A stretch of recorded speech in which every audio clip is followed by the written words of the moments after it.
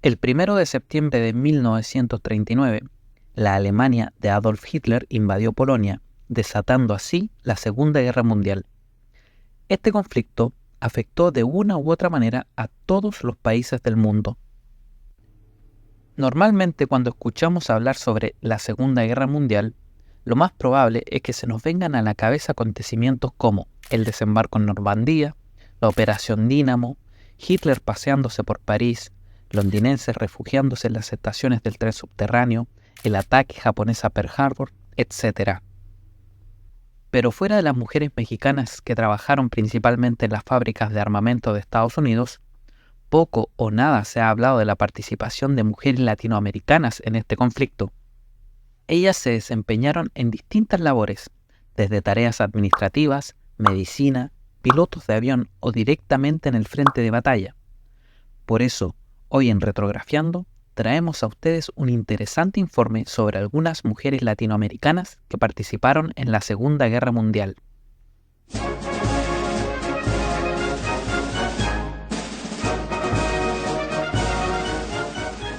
Es muy probable que si hoy en día abrimos nuestro navegador de internet y buscamos mujeres luchadoras de Bolivia, nos topemos con algo como esto. Testigo fue directo a la mandíbula de sobre el filo del ring. Y mira cómo queda listo, siempre. Con ataque aéreo viene Jeffari, lo empuja a Edge y se lastima entre las entrepiernas con la cuerda superior.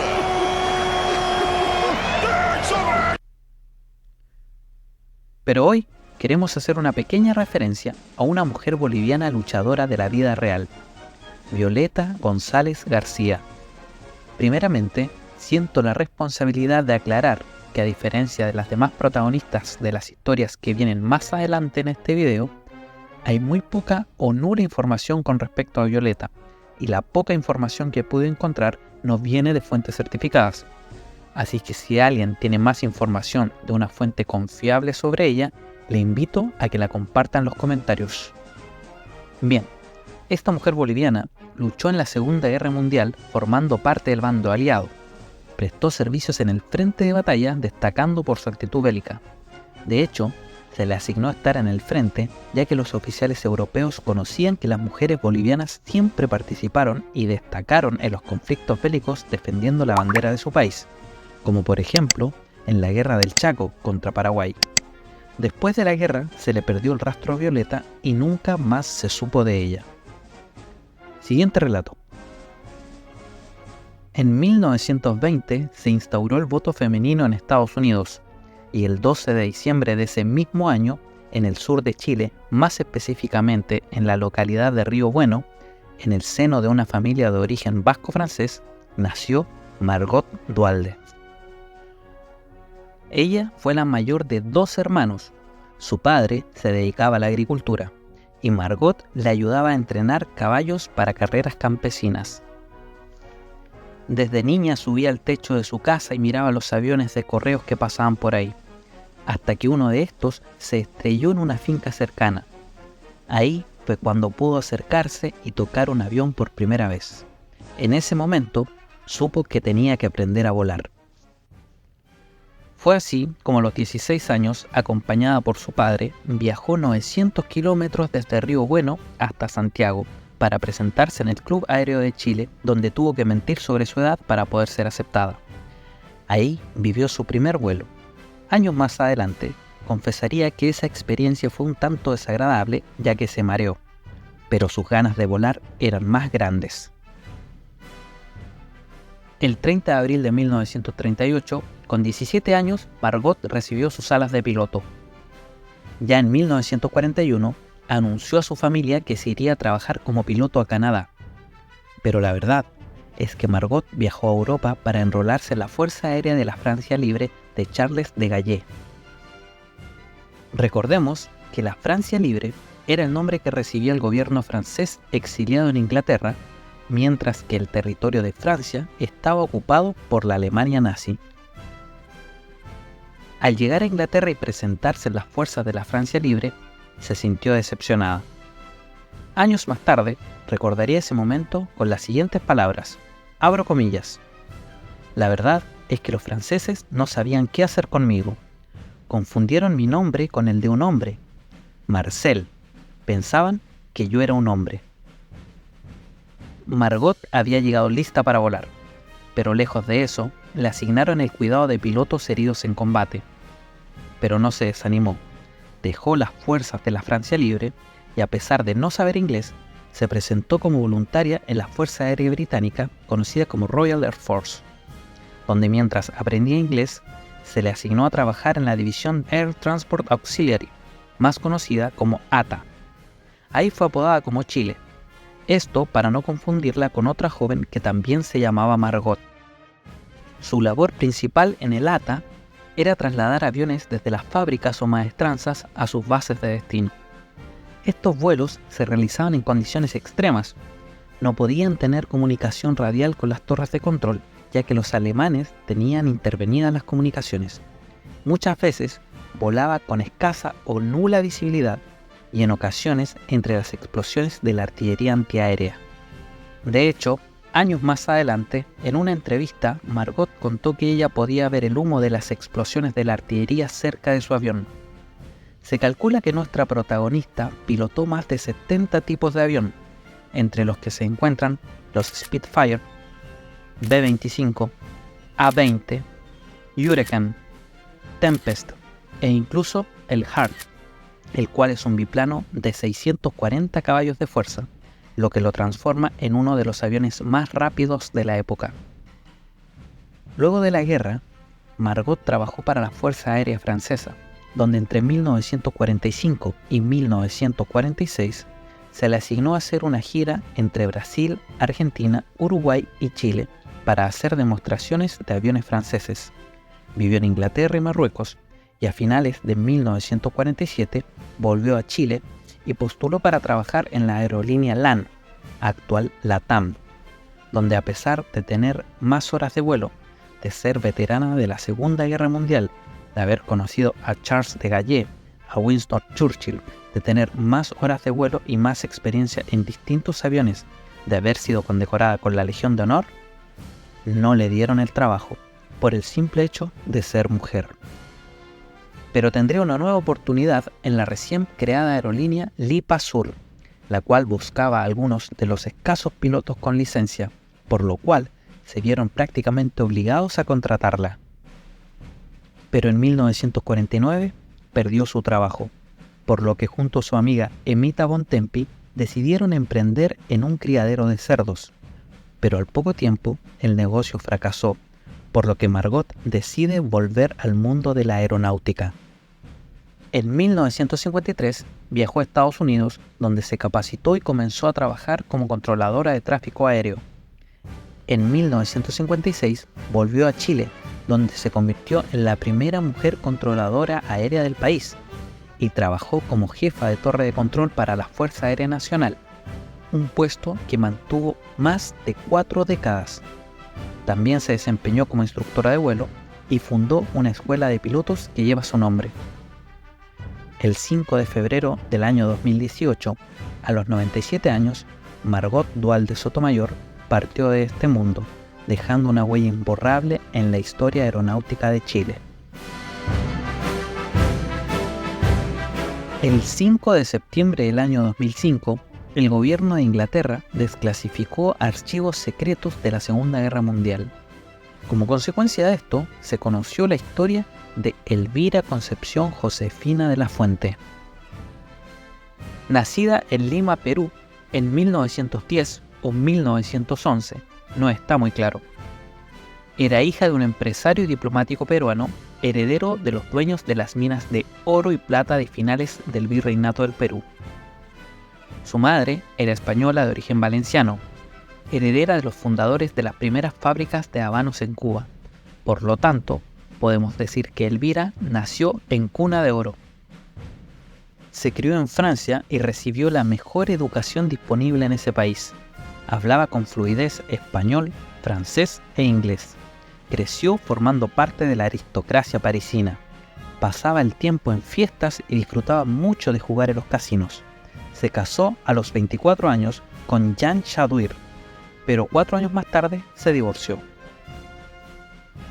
En 1940, con la invasión de la Alemania nazi a Francia, su padre le ayudó a hacer los trámites para que escapara hacia su natal Perú, para lo cual debían hacer una pequeña escala en Inglaterra.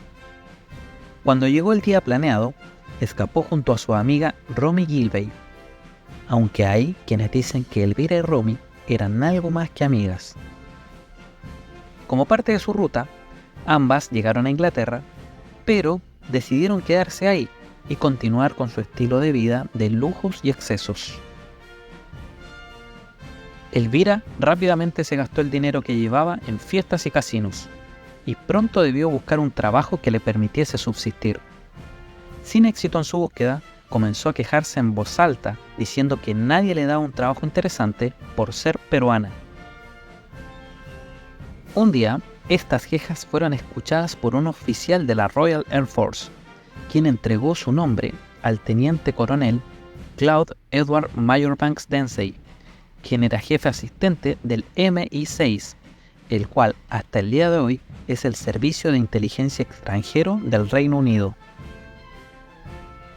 Este se puso en contacto con Elvira usando el seudónimo de Mr. Masefield y le dijo que ya estaba en conocimiento de sus dificultades financieras, por lo que le fue fácil convencerla para que trabajara para el MI6, señalando que como su padre en ese entonces era el encargado de los negocios peruanos en el gobierno de Vichy y como ella tenía pasaporte peruano, esto le facilitaría poder viajar a la Francia ocupada por los alemanes con la excusa de visitar a su familia y amigos. Dempsey le sugirió que se dejara reclutar como espía por los alemanes para poder proporcionar información falsa a los nazis para favorecer a los aliados. Elvira aceptó y fue entrenada para poder enviar información con tinta invisible y otras técnicas de discreción. Al poco tiempo llegó el momento de viajar a Francia. Allí, mediante otro agente, fue puesta en contacto con un agente alemán que ya sabía las conexiones políticas de la familia de Elvira. Este le ofreció trabajar para el servicio secreto nazi. Fue así como nuestra protagonista se transformó en una doble agente, lo cual obviamente trajo consecuencias. El MI5, la agencia de contraespionaje británica, la vigilaba de cerca, intervino su teléfono y revisaba sus finanzas. El trabajo de Elvira destacó por dos grandes proezas. La primera es que evitó que los alemanes atacaran Londres con armas químicas, ya que informó al servicio secreto alemán de que los británicos habían hecho excelentes preparativos para defenderse en caso de un ataque con gas, y que también tenían almacenadas grandes cantidades de armas químicas para contraatacar a los nazis si es que recibían un ataque de este tipo, lo cual era mentira. Pero aún así, ayudó a disuadir a los alemanes de usar gas venenoso contra Inglaterra. La segunda de sus proezas la realizó mientras se estaba planeando el desembarco en Normandía, cuyo nombre clave era Operación Overlord. Para apoyar esta operación, Elvira recibió instrucciones de enviar un telegrama el 27 de mayo de 1944, cuya traducción al español sería, abro comillas, envía 50 libras rápidamente, lo necesito para mi dentista, cierro comillas. Su contacto lo transmitió inmediatamente a la agencia alemana. En Berlín el mensaje fue decodificado dando como resultado lo siguiente, abro comillas, tengo noticias definitivas de que se realizará un desembarco en el Golfo de Vizcaya en una semana, cierro comillas. Una división entera de tanques estaba esperando en el Golfo de Vizcaya cuando los aliados desembarcaron en Normandía. Sin duda, esta acción permitió que al momento de comenzar la operación Overlord, las fuerzas nazis no se encontraran totalmente concentradas en Normandía, facilitando así, en cierta manera, la entrada de las tropas aliadas en la Europa continental. Al finalizar la guerra, Elvira se fue a vivir al sur de Francia, más específicamente a la localidad de Balleux-sur-Mer, donde instaló una tienda de regalos. Pasaron los años y Elvira vivió en el sur de Francia hasta enero de 1996, cuando falleció a los 85 años de edad. Siguiente relato.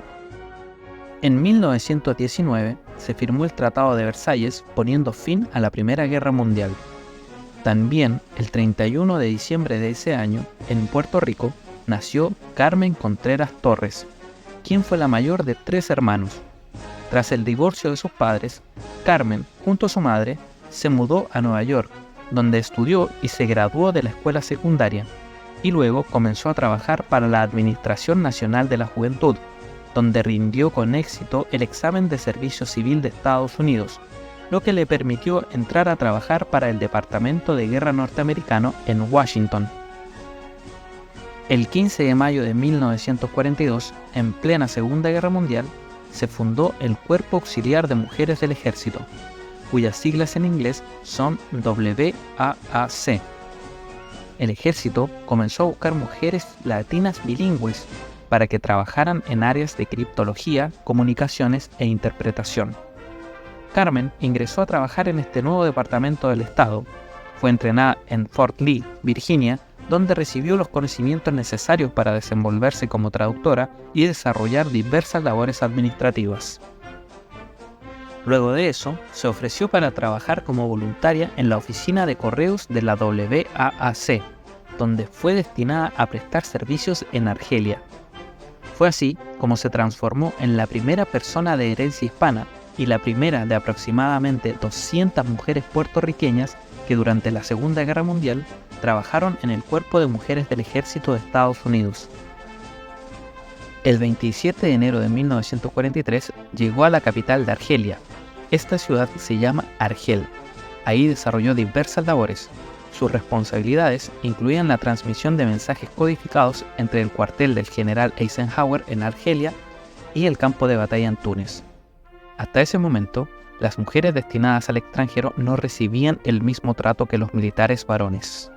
Las mujeres que prestaban servicio en el extranjero no recibían pagos en caso de enfermedad, heridas o si eran capturadas. Tampoco recibían ningún tipo de prestación médica o seguro de vida por parte del gobierno, ya que a las mujeres se les consideraba como auxiliares, y como tales, bajo el derecho internacional, no tenían la misma protección que los soldados varones. Debido a esto, el 1 de septiembre de 1943 entró en vigencia la Ley Pública 78110, más conocida como la Ley WAC, la que estableció que el Cuerpo de Mujeres del Ejército pasaba a formar parte integral del Ejército de los Estados Unidos, logrando así que las mujeres que prestaban servicio en la WAC recibieran todos los beneficios y prestaciones de los integrantes regulares del ejército. Carmen alcanzó el rango de sargento. Después de regresar a casa en julio de 1945, debió ingresar al Hospital General Valley Forge para recibir tratamiento por una infección ocular que había contraído en Argelia. Fue allí donde conoció a un paciente herido en combate llamado Theodore John Bosak, quien más adelante se convertiría en su esposo y con quien tendría 3 hijos, 2 varones llamados Brian y Robert y una hija llamada Carmen. Nuestra protagonista vivió junto a su familia gran parte de su vida en Fort Lauderdale, Florida, donde trabajó en la oficina de correos y como agente de bienes raíces. También abrió una rama local de una organización de veteranos de la WAAC y en 1998 fundó una sociedad de viudas de militares. Luego de eso se mudó a Tampa. En enero del año 2017, a la edad de 97 años, Carmen Contreras Bosak falleció siendo enterrada junto a su esposo Theodore en el Cementerio Nacional de Arlington en Washington, D.C. Siguiente relato. El 16 de octubre de 1920, en Quilmes, Argentina, en el seno de una familia acomodada, nació Maureen Dunlop. Su padre era un empresario agropecuario australiano veterano de la Primera Guerra Mundial llamado Eric Chase Dunlop, y su madre era una inglesa llamada Jasmine May Williams. Maureen fue la segunda de 3 hermanos, creció en el campo y desde temprano desarrolló un amor muy grande por los caballos. De hecho, aprendió a montar a una temprana edad. Se cuenta que en las mañanas galopaba a la par de un tren que pasaba cerca de su casa. Desde pequeña, junto a su familia, viajaban regularmente a Inglaterra para visitar a sus familiares. Fue en uno de esos viajes, a la edad de 16 años, cuando tomó sus primeras lecciones de vuelo. En ese momento, se enamoró de la aviación. Al volver a Argentina, tuvo que falsificar su certificado de nacimiento para poder ingresar al Aeroclub Argentino, ya que por su corta edad no le permitían formar parte de este. Así fue como pudo seguir tomando lecciones de vuelo. Pasaron 3 años y estalló la Segunda Guerra Mundial. Fue así, en 1942, cuando junto a su hermana mayor, llamada Joan, viajaron a prestar servicio a favor de Gran Bretaña. Joan fue asignada a trabajar en la BBC, mientras que Maureen fue asignada a prestar servicio como piloto en la división ATA. Y aquí quiero hacer un pequeño paréntesis para que prestemos atención a las coincidencias de la historia de Maureen Dunlop y la historia de la chilena Margot Duhalde. Ellas venían de países vecinos. Ambas nacieron el mismo año. Sus familias estaban ligadas a la vida campesina y durante su infancia tuvieron un estrecho contacto con los caballos. Ambas debieron mentir sobre su fecha de nacimiento para poder tomar lecciones de vuelo, y ambas fueron asignadas a trabajar en la división ATA. Bien, continuemos. Al igual que Margot Duhalde, su principal labor era transportar aviones desde las fábricas o maestranzas a sus bases de destino. Solo durante sus reuniones matinales se les decía a los pilotos qué tipo de avión iban a volar y a qué aeropuerto iban a ir ese día. Nuestra protagonista pilotó 28 tipos de aviones monomotor y 10 tipos de aviones multimotor, entre los cuales se encontraban el Hawker Typhoon, el Hawker Tempest, el Avro Anson, Bristol Blenheim, Vickers Wellington, y más tarde declaró que su avión favorito había sido el Havilland DH-98 Mosquito. Maureen, al igual que muchas de sus compañeras femeninas, dijo que le hubiera gustado volar en combate. Textualmente dijo, abro comillas, pensé que era justo, ¿por qué solo los hombres debían ser asesinados? Cierro comillas. Durante su tiempo en servicio tuvo 2 accidentes. En una ocasión aterrizó en un campo después de que el motor de su Fairchild Argus fallara en pleno vuelo, y en otra se le desprendió la cúpula de un Spitfire. En ambas ocasiones Maureen resultó ilesa. Su gran momento de fama llegó el 16 de septiembre de 1944, cuando fue portada de la revista Picture Post. Ahí se le puede ver bajando de un avión con una sonrisa y con la mano derecha acomodándose el cabello, demostrando que las mujeres podían ser valientes y glamorosas mientras prestaban servicio en la guerra. Al terminar la guerra, trabajó como instructora de vuelo en la Royal Air Force. Durante los años 50 se le asignó instruir a pilotos de la naciente Aerolíneas Argentinas. Más adelante regresó a Argentina, donde voló para la Fuerza Aérea y luego se desempeñó como piloto comercial. También fundó una empresa de taxis aéreos y en ella voló activamente hasta el año 1969. En 1955 se casó con Servan Pop, quien había sido un diplomático rumano. Tuvieron un hijo y 2 hijas. En 1973, la familia se mudó a Norfolk, Inglaterra, donde compraron una finca y se dedicaron a la crianza de caballos árabes pura sangre. En el año 1982 se desató la Guerra de las Malvinas, y a pesar de vivir en Inglaterra y de ya tener la nacionalidad inglesa, ella jamás renunció a su nacionalidad argentina. En el año 2000 enviudó, y también debió sufrir el fallecimiento de su segunda hija. En el año 2003 recibió el reconocimiento de Piloto Maestro del Aire por parte del Gremio de Pilotos y Navegantes de las Aerolíneas de Inglaterra. Maureen Dunlop de Pop falleció en mayo del 2012 en su hogar en Norfolk, Inglaterra. Y de esta manera hemos llegado al final de este video. Como siempre, te invito a que te suscribas a este humilde canal y actives la campanita para recibir notificaciones cada vez que subo un nuevo video. Si te gustó esta retrografía, puedes dejarme un like, y si conoces algún dato extra o algún detalle que te gustaría compartir o si deseas hacer alguna corrección, te invito a que lo dejes en los comentarios. Por ahora me despido, hasta la próxima.